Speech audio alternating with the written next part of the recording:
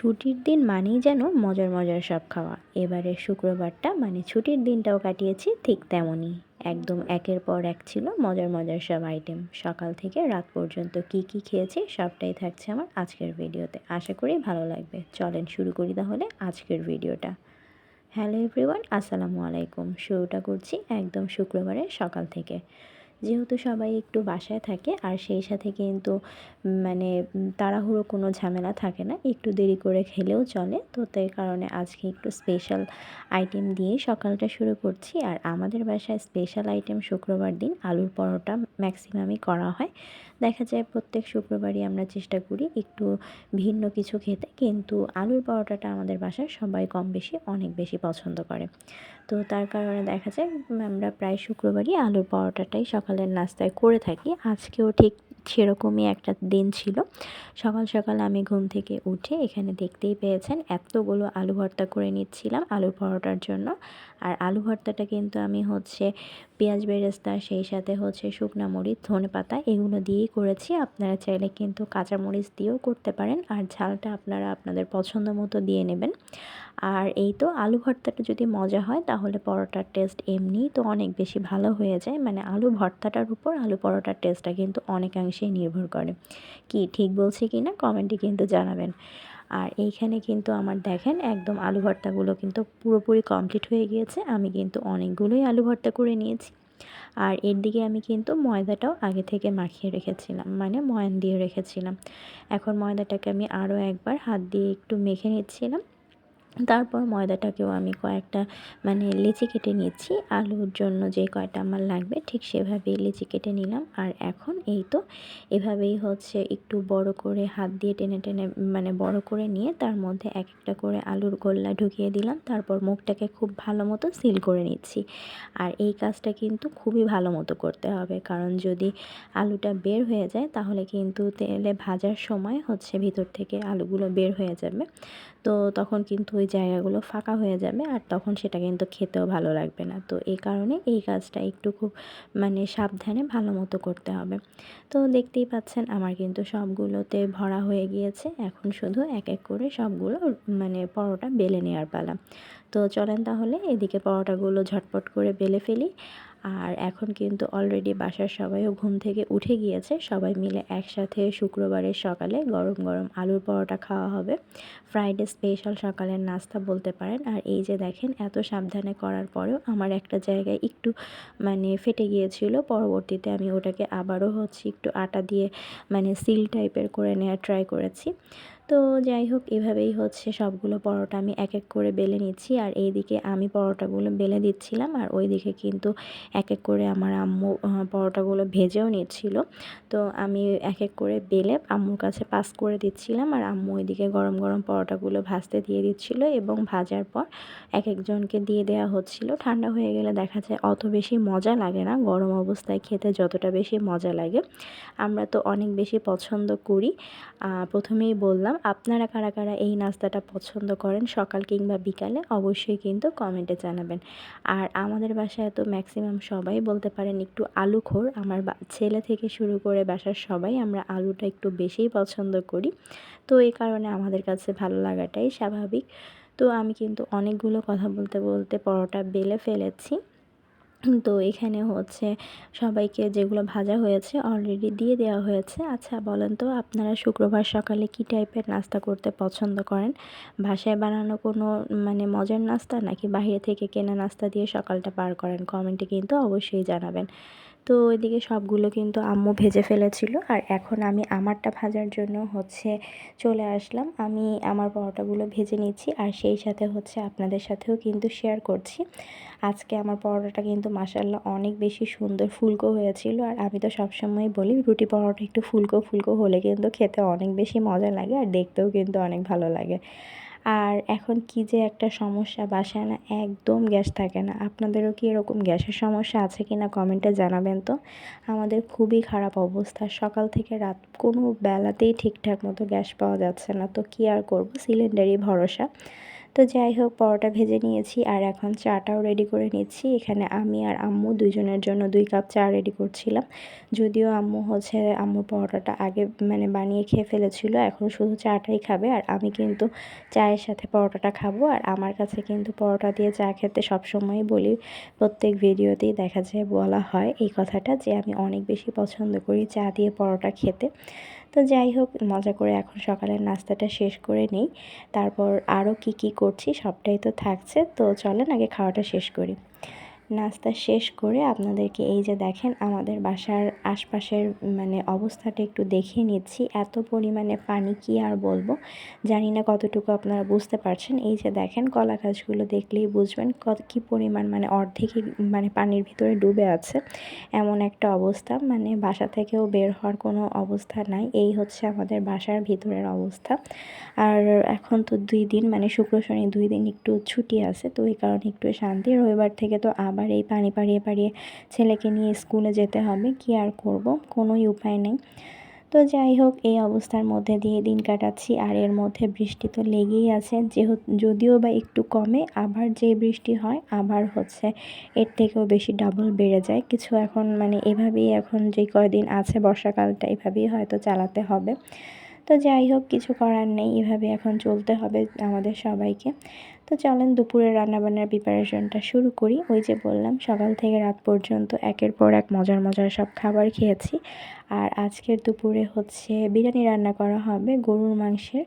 তো তার জন্য এখানে হচ্ছে আমি সব কিছুই তো রেডি করে নিয়েছিলাম। আর এই যে প্রেশার কুকারে বসিয়ে দিচ্ছিলাম, যেহেতু হচ্ছে মানে শুক্রবার দিন একটু তাড়াহুড়োর মধ্যে দিয়ে যায়। আর সকালটা তো একটু দেরি করেই শুরু হয়েছিল, যদিও সকালটা দেরি করে শুরু হয়েছিল, কিন্তু দেখা যাবে দুপুরের খাওয়াটা আবার টাইম মতো না খেতে গেলে এদিকে আবার মানে আসরের আজান দিয়ে দিলে তখন দেখা যায় দুপুরের খাওয়া বিকাল হয়ে যাচ্ছে।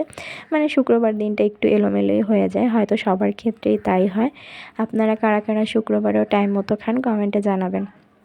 তো যাই হোক, আমি কিন্তু মশলাটা এখানে কষিয়ে নিয়েছি। আর আমি কিন্তু রেডি যে বিরিয়ানির মশলা পাওয়া যায় আমি কিন্তু সেটা ইউজ করেছি। আর সাথে এক্সট্রা করে আদা রসুন বাটা, পেঁয়াজ আর হচ্ছে কাঁচামরিচ এগুলোই দিয়েছি। এর বাইরে আর কোনো কিছুই আমি মানে ইউজ করিনি। তারপরেও বিরিয়ানিটা খেতে কিন্তু অনেক বেশি মজা হয়েছিল।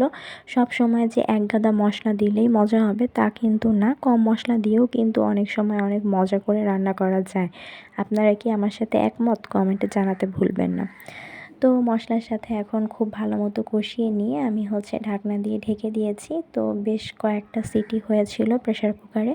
তো এখন দেখি খুলে কি অবস্থা, মাংসটা পুরোপুরি সেদ্ধ হয়েছে মানে গলে গেছে কিনা। তো এই তো একদম দেখেন সুন্দর মতো হয়ে তেলটাও উপরে উঠে গিয়েছে। আর সেই সাথে মাংস কিন্তু একদম মোটামুটি সফট হয়ে গিয়েছে। আর বিরিয়ানি মানেই তো আলু দিতে হবে, আলু ছাড়া তো বিরিয়ানি একদমই জমবে না। তার জন্য এখানে হচ্ছে বেশ খানিকটা আলুও দিয়ে দিলাম। যদিও মাংসের সাইজের থেকে আলুর সাইজটা দেখে কিন্তু বড়ই মনে হচ্ছে, কিন্তু ব্যাপার না, পরবর্তীতে দেখা যায় অর্ধেক ভেঙে চুরে ছোটই হয়ে যায়। তো এখন আলুটাও কষিয়ে নিয়ে তারপর আলু সেদ্ধর জন্য পানি দিয়ে দিলাম, আবারও প্রেশার কুকারটা বন্ধ করে দিলাম। আর এই দিকে হচ্ছে আমি চালটাও রেডি করে নিচ্ছি। এখানে আমার যতটুকু চাল লাগবে, আমি আজকে 3 পট চাল রান্না করছিলাম। তো তার জন্য এখানে চালটা খুব ভালো মতো ধুয়ে কিছুক্ষণ হচ্ছে মানে পানি ছড়িয়ে রেখে দেব। ভালো মতো চালটাকে ধুতে হবে, কারণ চাল থেকে যতক্ষণ পর্যন্ত যে সাদা পানি না হবে ততক্ষণ পর্যন্ত চালটাকে হচ্ছে ভালো করে ধুয়ে নিতে হয়। এটা তো আমরা সবাই জানি। সেক্ষেত্রে ভাতটাও কিন্তু মানে পোলাওটাও কিন্তু অনেক বেশি ঝরঝরে হয়। তো দেখতেই পাচ্ছেন আমি কিন্তু কয়েকবার পানি চেঞ্জ করে হচ্ছে চালটাকে ধুয়ে নিচ্ছিলাম। তো ফাইনাল যখন ধোয়া হবে তখন আমি সে পর্যায়ে হচ্ছে ওভাবেই চালটাকে রেখে দেব। চাইলে আপনারা কিন্তু একটা ঝাঁঝরিতে করে হচ্ছে পানিটাকে ঝরিয়ে ফেলতে পারেন। আমি আর আজকে সেটা করিনি। আমি এভাবেই পুরো পানিটাকে যতটা পর্যন্ত মানে কাত করে ফেলে দেওয়া যায় সেভাবেই ফেলে দিয়েছিলাম। তো যাই হোক, বেশ কিছুক্ষণ পানিটা ঝরে যাওয়ার পর এখন আমি পোলাওটাও বসিয়ে দিচ্ছি। আর ওইদিকে কিন্তু আমার মাংস আলু সব কিছু একদম রেডি হয়ে গিয়েছে। পোলাওটা বসানোর জন্য আমি কিছু গরম মশলা দিয়ে দিলাম তেলের মধ্যে। আর এখন হচ্ছে চালটাকে খুব ভালো মতো ভেজে নিচ্ছি। চালটাকে একটু টাইম নিয়ে ভালো মতো ভাজতে হবে। আর পোলাওতে কিন্তু আদা রসুন বাটাও দিয়ে দিলাম। তো যাই হোক, এই তো খুবই সিম্পলভাবেই হচ্ছে আজকের বিরিয়ানিটা রান্না করে নিচ্ছিলাম। আর ওইদিকে হচ্ছে বাসার সবাই হচ্ছে অপেক্ষা করছিল দুপুরবেলা মজার খাবারটা খাওয়ার জন্য। বিশেষ করে আমার ছেলে, ও কিন্তু অনেক পছন্দ করে এই ধরনের পোলাও বিরিয়ানি। তো তারপর আমি পরিমাণ মতো পানি দিয়ে দিলাম, আর এখন হচ্ছে লবণ আর সেই সাথে কাঁচামরিচও দিয়ে দিয়েছি। আর তো কিছুই দেয়া লাগবে না। আসলে এই রান্নাগুলো তো খুবই সিম্পল। আশা করি সবাই এগুলো রান্না করতে পারে এবং অনেক বেশি মজা করেই পারে।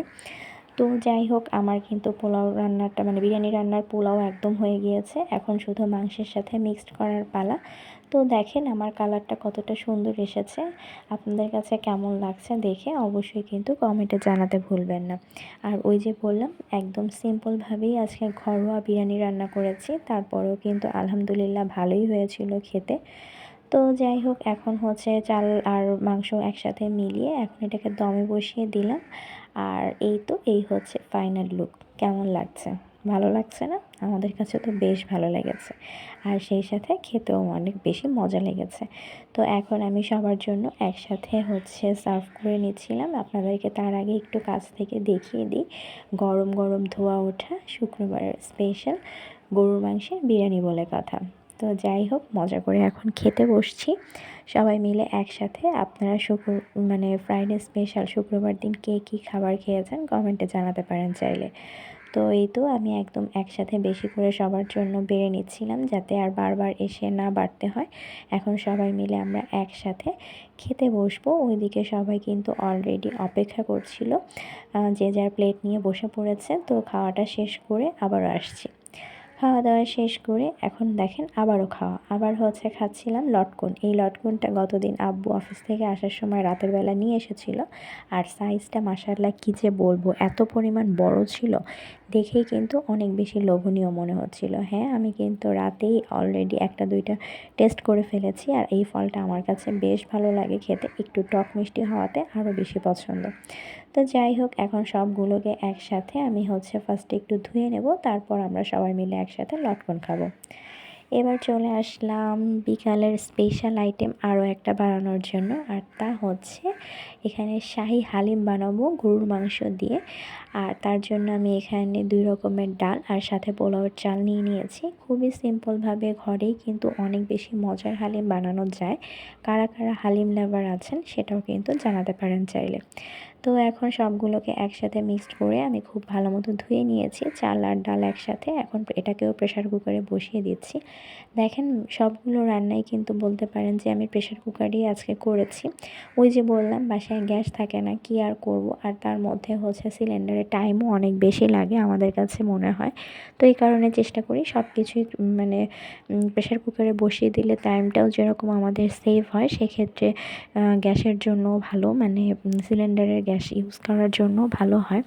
তো যাই হোক, তারপরে হচ্ছে আমরা কিন্তু প্রেশার কুকার থেকে পরবর্তীতে হাঁড়িতে ডালটা মানে নিয়ে তারপর হচ্ছে খুব ভালো মতো ঘুটে নিয়েছিলাম। আর এইদিকে মাংসগুলো কিন্তু আমি আগে থেকেই রান্না করে রেখেছিলাম। তো এখন আমি হালিমের ডালের মধ্যে মাংসটাকে মিশিয়ে দিয়েছি। এখন উপর থেকে জিরা গরম মশলা দিয়ে দিচ্ছি, এটা তো মাস্ট দিতেই হবে। তারপর আবারও খুব ভালো মতো মিক্সড করে নিচ্ছি। আপনারা চাইলে মানে হালিমের ডালের ঘনত্বটা বেশি ঘন বা পাতলা যে যেরকম পছন্দ করেন সেভাবেই রাখতে পারেন। আমি কিন্তু আজকে খুব একটা ঘন করিনি, বাইরেরগুলো কিন্তু অনেক বেশি ঘন থাকে। তো ওই যে বললাম, আপনারা যে যেরকম পছন্দ করেন ঠিক সেভাবেই পাতলা ঘন আপনাদের উপরেই নির্ভর করবে। আর এখন দিয়ে দিলাম আমি যে পেঁয়াজ বেরেস্তা করেছি, সেই পেঁয়াজ বেরেস্তার যে তেলটা সেটাও একটু মিক্স করে দিলাম। তারপরে দিচ্ছি পেঁয়াজের যে বেরেস্তা, সেটাও একটু দিয়ে দিয়েছি। আর এখন দিচ্ছি কাঁচামরিচ। আমি কিন্তু এখানে কাঁচামরিচ না, বোম্বাই মরিচ ইউজ করেছি, সেক্ষেত্রে স্মেলটাও অনেক বেশি সুন্দর আসে, আর ঝাল তো মাস্ট হবেই। আমার হালিম কিন্তু একদম রেডি হয়ে গিয়েছে। সেই সাথে আমি এক বাটি অলরেডি পরিবেশনও করে ফেলেছি। আর সাথে আরও কিছু বাটিতে পরিবেশন করছি। তো চলেন সেগুলো আপনাদেরকে সাথে নিয়েই করি। প্রথমেই সবগুলো বাটিতে আমি এক এক করে হচ্ছে হালিমগুলো নিয়ে নিলাম। আর এখন এগুলোকে সুন্দর করে ডেকোরেশন করার পালা। আর তার জন্য আমার লাগবে ধনেপাতা, পুদিনা পাতা কুচি, সাথে হচ্ছে আদা কুচি, পেঁয়াজের বেরেস্তা, কাঁচামরিচ কুচি, সব কিছুই কিন্তু আমি আগে থেকে রেডি করে রেখেছিলাম। এখন আমি আমার প্রয়োজন মতো দিয়ে নিচ্ছি, আপনারা আপনাদের প্রয়োজন মতো বাড়িয়ে কমিয়ে দিতেই পারেন। এই তো আমার হালিম কিন্তু একদম রেডি হয়ে গিয়েছে। ফাইনাল লুকটা কেমন এসেছে অবশ্যই জানাবেন। শেষে এখন দিচ্ছি তেঁতুলের টক। আপনারা চাইলে লেবুর রসও দিতে পারেন, তবে তেঁতুলের টকটা দিলেই বেশি মজা হয় খেতে। এই তো হালিম রেডি হয়ে গিয়েছে। এখন সবাই মিলে একসাথে মজা করে গরম গরম হালিম খাবো। তার আগে আপনাদের থেকে বিদায় নিয়ে নিচ্ছি। কেমন লাগলো আজকের ভিডিওটা অবশ্যই কিন্তু কমেন্টে জানাবেন। সেই সাথে সকাল থেকে রাত পর্যন্ত যেই কয়টা খাবার শেয়ার করেছি এগুলোর মধ্যে আপনাদের কাছে কোন খাবারটা সবথেকে বেশি পছন্দ সেটাও কিন্তু কমেন্টে জানাবেন। তো বিদায় নিচ্ছি তাহলে, সবাই ভালো থাকবেন, আবারও আসবো নতুন ভিডিও নিয়ে। আল্লাহ হাফেজ।